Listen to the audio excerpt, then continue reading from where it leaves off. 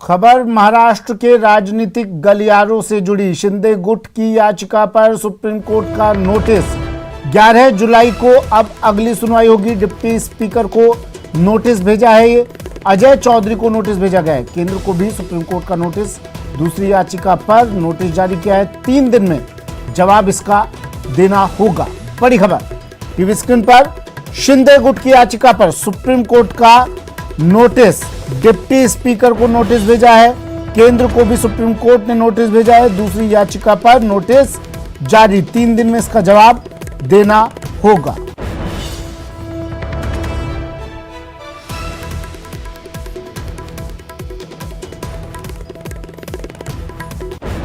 दो याचिका लगाई थी शिंदे गुट ने। अब इस याचिका पर सुप्रीम कोर्ट में सुनवाई भी हुई। सुप्रीम कोर्ट ने शिंदे गुट के वकील से यह भी पूछा था कि आप हाई कोर्ट क्यों नहीं गए, आप सुप्रीम कोर्ट सीधा क्यों आए। उनके वकील ने, उनके अधिवक्ता ने कहा कि मामला बेहद संजीदा था, इसलिए हम सुप्रीम कोर्ट आए। अब सुप्रीम कोर्ट ने नोटिस दिया है। सुशील पांडे मेरे सहयोगी हमारे साथ दिल्ली से फोन लाइन पर जुड़ गए हैं। सुशील, नोटिस दिया है डिप्टी स्पीकर को, केंद्र को।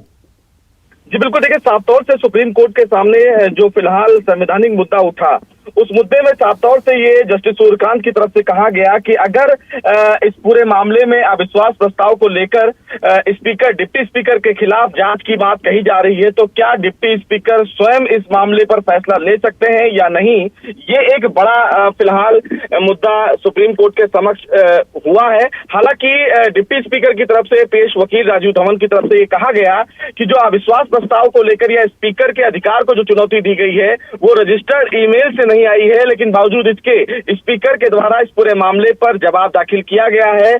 और कहीं ना कहीं इस पूरे मामले को लेकर सुप्रीम कोर्ट ने कहा कि अगर स्पीकर के द्वारा इस पूरे मामले में फैसला लिया गया है और उन्होंने अपने अविश्वास प्रस्ताव के मामले पर खुद फैसला लिया है, तो एक संवैधानिक पहलू है और इस पर कहीं ना कहीं एक हलफनामा दाखिल करने के लिए कोर्ट ने कहा है। बहरहाल सुप्रीम कोर्ट ने इस पूरे मामले में नोटिस जारी किया है डिप्टी स्पीकर को, अजय चौधरी को और साथ ही साथ प्रभु को। सबसे महत्वपूर्ण बात है कि केंद्र सरकार को भी इस पूरे मामले में नोटिस जारी किया गया है और जवाब तलब किया गया है। 3 दिन के अंदर सभी पक्षकारों को अपना जवाब दाखिल करना। 11 जुलाई को कोर्ट इस पूरे मामले में सुनवाई करेगा। सबसे महत्वपूर्ण बात है जो फिलहाल वकील की तरफ से कहा गया, जो राजीव धवन है, उनकी तरफ से कहा गया था कि विधायकों ने जो ईमेल दिया था उस ईमेल के जरिए नोटिस एक रजिस्टर्ड ईमेल के द्वारा आया था, जो फिलहाल किसी वकील के ईमेल से आया था, यानी कि कोई आधिकारिक विधायक के द्वारा नहीं आया था।